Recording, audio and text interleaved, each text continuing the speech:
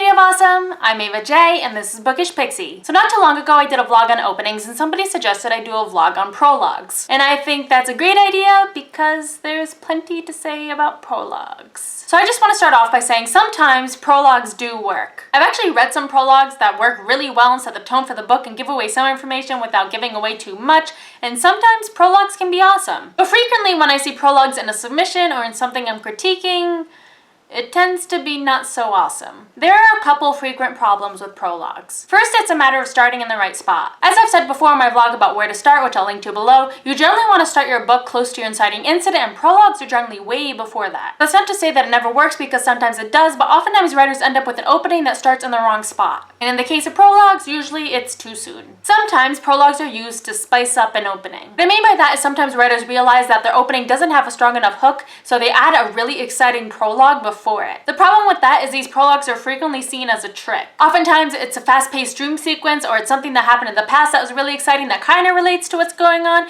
but if the next chapter isn't as exciting, the trick is really transparent. And let's be honest, readers see right through that. The problem here is if a prologue is added to make an opening more exciting, that's not really a good solution for adding a hook. Because then they'll get to chapter 1 and chapter 1 still won't be exciting, and your readers will quickly realize the prologue was really only there to hook them in.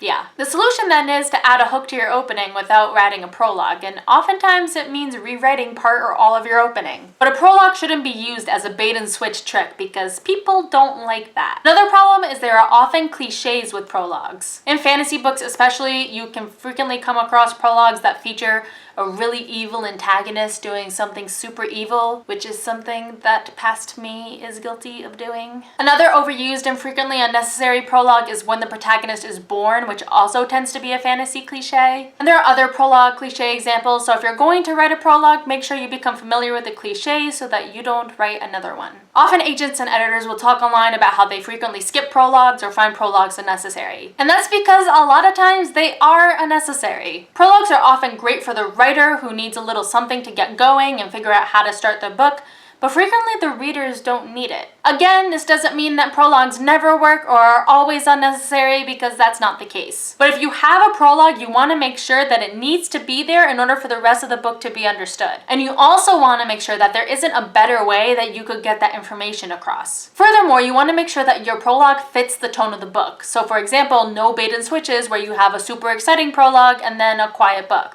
It doesn't work. And finally, it can sometimes be really hard for you to figure out whether or not it's necessary. And that's another example of why you need beta readers and critique partners, because they can be the outside feedback you need to determine whether or not it's working and whether or not it's needed. I'm not going to sit here and say that prologues never work, because sometimes they do. But for what it's worth, my experience critiquing and sifting through the slush pile has taught me that most of the time it's not needed. But you never know, you might have an exception. Just make sure you have good critique partners to help you figure it out. So that's all I got for today. If you'd like to do so, don't forget to subscribe and comment, and I'll see you guys next week.